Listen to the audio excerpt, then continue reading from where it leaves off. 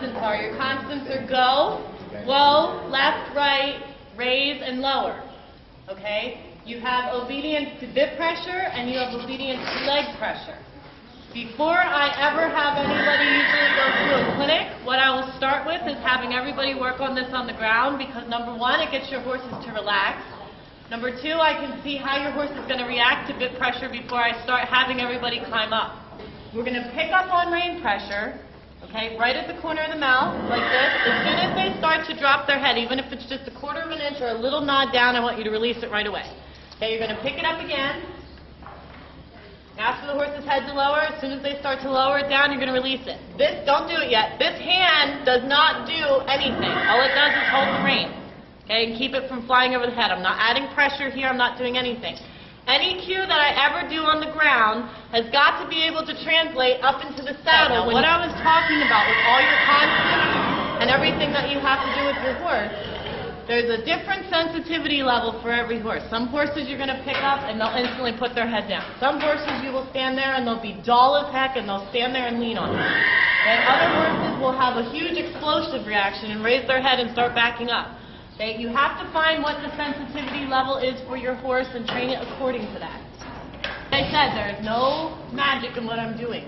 Okay? I'm not doing anything specific with my hands. I'm picking up on the pressure. So basically, you're working on the corners of the horse's mouth. You want to make them smile. Okay? When you pick up on the pressure, pick up. A lot of times people go, well, I can just do this and my horse lowers its head. That does not help you whatsoever when you're in the saddle, because you can't go like this. Yeah. Okay. So look what I'm doing with my hands. I'm sliding down. I always have a saying when I teach people to use their hands. You meet the pressure, okay, which means I meet him. Okay. You match the pressure, which means if he has a pound, I have a pound. He has 2 pounds, I have 2 pounds. If he has 2 pounds, I don't have 10, 15, 20. Okay? Match the pressure. And once they do what you're asking, and in this case I want him to lower his head. Once he does that, I'm going to melt away. Okay, see where his head starts to go? Now, the other thing is, when a horse starts to go down, what's going to happen is their noses are going to start to reach in the dirt. Alright, when the nose starts to reach in the dirt, you have to give a loop in your rein so that the horse can reach down. If you're like this, then they're just going to go boom and bump into the bit, and they're going to hit their mouth, and they're not going to want to go any further. All those bad habits you have to reverse. Okay, you have to get them to the point where they're on a level playing field first before you can even start to advance and make it learn, make it a good behavior. Okay, so don't get frustrated, and don't look around and go, well, this isn't working. You'll always look for improvement. Just like I said in the beginning of the clinic, look for something that's improving. Okay, even if it's just when you pick up on the rein, the reaction time is quicker. Or if you pick up on the rein, you're not getting a head bob. Or if you pick up on the rein, you know, your horse is starting to get a little bit softer. Anything at all that you can think of that is going to be an improvement. Maybe you don't have to pick up the rein as short as you did before. Maybe you can leave a little slack in it. What you guys to do is walk around to the left like you are, okay? And I want you to have their ears level with their withers. Okay, so that means you're going to keep picking up the reins until the ears are level with the withers. Okay, so if they raise their head up, then you're going to ask them to put it back down and keep their ears level with the withers. If they are walking and the ears are level, then what I want you to practice doing is you pretend like your reins are rubber bands. Okay?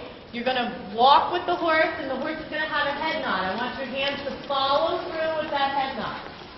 Okay, because if you hold your hands still, what's going to happen is you're going to cramp your horse's, you're going to shorten your horse's body, basically, and they're going to have an irregular walk. Okay, the walk should be 4 beats, 4 distinctive different beats. 1, 2, 3, 4, 1, 2, 3, 4, 1, 2, 3, 4. Do not hold your horses. Okay, your hands should be at least beside the horse's withers or in front of them.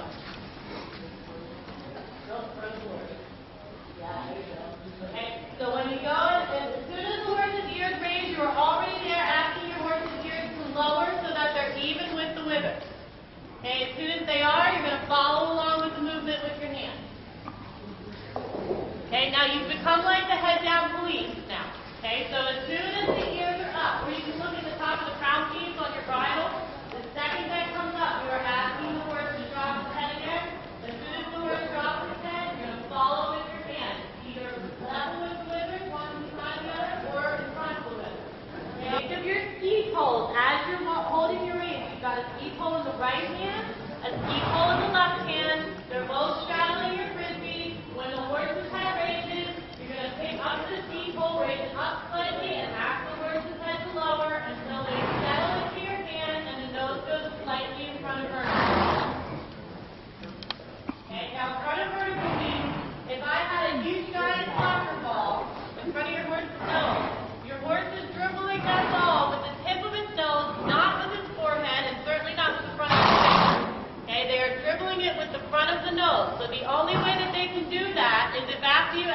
lower their head, then you feed that rein back and allow them to dribble that soccer ball. We've got our horses to be responsive to bit. All right, now we've got to get them to be responsive to our legs. Okay, so we're going to play a game that I call the mile per hour game. Right, now what this game is intended for you to be able to separate your bit pressure and your leg pressure. Right, I always teach leg cues in 4 different phases. Your first cue is always going to be your lightest possible cue. Okay, I shouldn't see it. It's invisible. Your horse will probably not move off of it. Okay, unless your horse is super sensitive already. In that case, you're going to teach them to be a little bit duller to lift. Right, so what we're doing is we're going to act first really lightly with our inside hand. Okay, so it should be a cue that I never see. Right, both of your legs always mean 2 things. Go forward or change your leg speed. Okay, what did I say? Go right and up. You're going to go to the second phase, which is 2 bumps. So it's bump, bump. Okay, if they still do not move, then you're going to go to a leg slap, which is you take your legs almost to your ears and you give them a whack with both legs so I can hear. Okay, and be ready for whatever they give you. Okay, this is the other thing. Okay, if you're teaching your horse to go forward, you need to be ready for what the horse gives you. Right? Because if you ask the horse to go forward and they kind of scoot forward and you go and pull on their mouth, you just told them go and whoa at the same time and you make them confused. Okay, so you have to be ready to go with your horse when you ask it to go forward. Now, once we get our horses to move, then we have to have a whoa.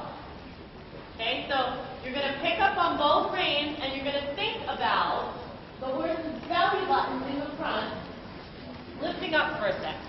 Okay, so you're going to say, both legs mean go, both reins mean whoa, belly button, lift up. Okay, as soon as your horse whoas, reins forward, squeeze. If they don't move forward, if nobody's walking yet, bump, bump. If nobody's walking yet, leg flat. Good. And then your hands are going to follow and you're going to go right back to you are the head down, please. Okay? If that doesn't work, drop one rein, pick the other one up and say, you are stopping. I meant it. And if they walk off, you are stopping. And if they walk off, guess what? You're stuck doing 50 circles until this horse stops his foot or all 4 feet on a loose rein. And the reason that I do it like this, the second that I move the horse's hip over and go to a loose rein like this, is I want her to have the option. You leave. If you want to go, go. If you want to go that bad, you leave and don't stand here because that gives me another opportunity to train you. That gives me another opportunity to tell you to stand still. Okay, most people go like this. Whoa. Whoa, whoa, whoa, whoa. Okay, is she more excited now? Yes. Or? I am wowing. I am. Whoa. Because the easiest way, this horse, they said lock. Okay, so I would be an idiot to get on this horse and just ask it to cancel. Okay, but I can say, here, give me a 6. Good. Give me a 7. This is inspiration. Great. Follow the fight. That's what you go. Come on. Come on. Move it. Give me an 8. 8. Okay, did I set this horse up to fail that way? No.